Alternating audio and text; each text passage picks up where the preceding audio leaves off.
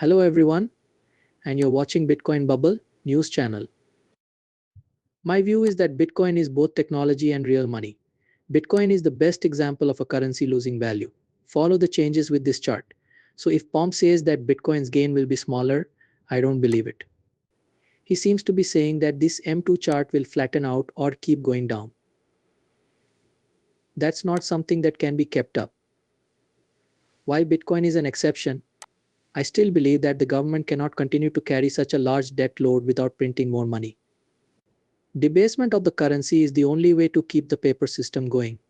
Since it couldn't break through $65,000, Bitcoin's price has stayed the same.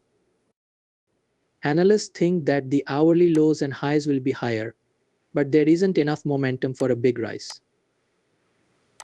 At $65,000, there is a lot of inactive selling and compounding going on, which acts as a key resistance point. This level is not weak, and it will take a lot of buying pressure to break through it. Even though Bitcoin is going to be stopped for a while, Jack Mallers is still optimistic about its long-term chances. He looks at Bitcoin's connection to the Federal Reserve's money supply and says that things will change when rates go down. Mahler says that the US government's debt means that money has to be printed, which is good for Bitcoin. He talks about how humble, resilient, and decentralized Bitcoin is compared to Wall Street's fiat mentality. He also says that he thinks Bitcoin's rise will be driven by its global reach. Jack Mallers thinks that the current situation is good for Bitcoin, which benefits from having more money available. Mallers doesn't agree with critics like Pal, who he thinks don't see Bitcoin's full potential.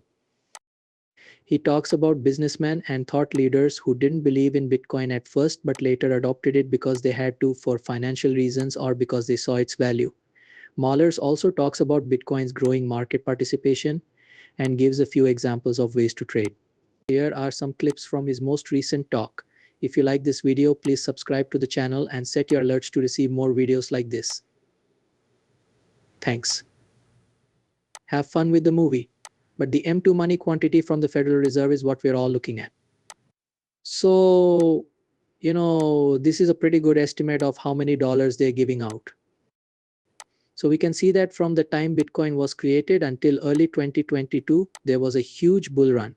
When someone like Pomp says returns are going down, I think they're not taking into account the law of bigger numbers. The M2 money amount dropped the most ever. It was the fastest rate increase ever. Okay, also look at how the M2 money supply has shrunk. That's why I think this will break to the upside. Okay. And it's becoming clear that Powell is changing rates. As for me, I believe that Bitcoin's loan is made up of technology and fiat liquidity. Bitcoin is the best example of a currency losing value. Follow the changes with this chart. So if Pomp says that Bitcoin's upside will be smaller, I don't believe it. He seems to be saying that this M2 chart is going to smooth or keep going down. That's not something that can be kept up.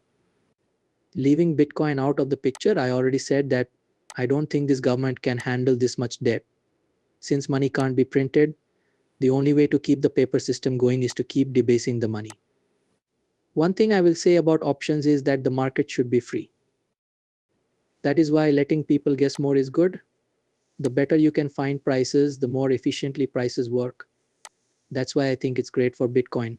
It's a strong sign of optimism. It's really cool. There will be new people in the market. You'll get new price finding from people who are already in the market. They want to be free then. So a market that is more open is better.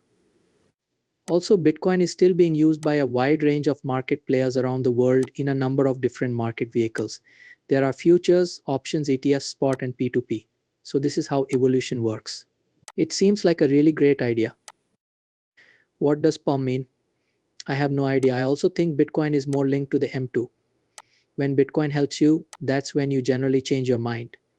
As a result, Saylor thought that Bitcoin was only for criminals and drug sellers while he was sitting on his little keyboard. That was when Bitcoin was really cool, right? The same goes for Larry Fink. Bitcoin is for bad people, and it's setting the world on fire and everything. It's up to everything until the value of the dollar drops to a point where all of his clients and buyers need to leave.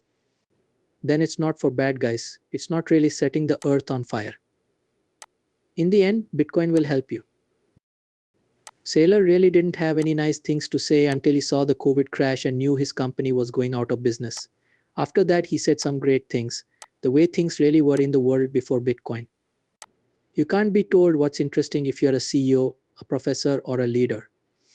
There is no one else on the street who can get it before you. When it comes to society, the fiat spigot sets the rules and creates the order. Because of this, Saylor didn't want to hear anything about Bitcoin until he had to. He wasn't interested in hearing anything about Bitcoin until he had to. But everyone thinks you should go to college, get down on your knees, suck up to your professor, get a job, suck up to your boss, work from 9 to 5, and so on. And people can't work together, take chances, come up with new ideas, or disrupt the free market. So this is just a classic, it is a classic. But Think wasn't interested. Hey, this level of debasement, I don't care what interest rates are, his clients will say. We're debasing our way out of this mess, so we'll have to. I want to own Bitcoin along with my gold. When talking about Bitcoin, Jack Mallers said, I need Bitcoin more than Bitcoin needs me. This shows how important it is to be humble. He thinks of Bitcoin as a powerful force that makes people realize they are a part of something bigger. Mahler says Bitcoin makes you think about your ego. Wall Street, which is built on lies, deceit, and the fiat mindset, puts the needs of others ahead of its own. This is different from Bitcoin's free market and technological progress. People who are against Bitcoin, in his opinion, should think about who they are. One thing that Jack Mahler says shows how strong Bitcoin is that it can handle changes in its value. It has been shown that high interest rates cause prices to rise, and the US can't stay with these rates.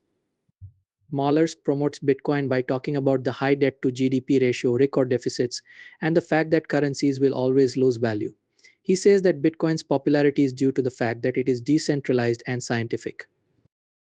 Let's look at more clips from Jack Mahler's talk to learn more. This idea, I need Bitcoin more than Bitcoin needs me, is very important to live by. That shows a lot of humility. I also see Bitcoin as the great humble. You have to say, I want to be a part of something I can't control. I want to be a part of something bigger than myself. As much as I want to make a difference, I want to be a part of something bigger than myself. I want to be a part of something where I'm not the main figure, don't have any power, or I'm not the boss. And people who can't get to that place and take that stance have to give in later and have those humbling moments where they realize, you know what? I was wrong, but it is the great lowering, it teaches us to be humble. I really believe, and I've said this before, that using Bitcoin is a test of your ego. If you had to choose, how much would you value greater innovation and the betterment of humanity for everyone else over yourself? Because telling someone, no, I'm right, the world is wrong, just confirms your own fears. Like Bitcoin will show who needs to be humbled and whose whole way of life is based on bosses, the presidents, directors, and the idea that money is money. It doesn't even shock me. Wall Street was built on lies, dishonest secret trading, penny stocks, bribing regulators, and taking money from the government. That's what Wall Street is. In movies, that's how it is. When that happens,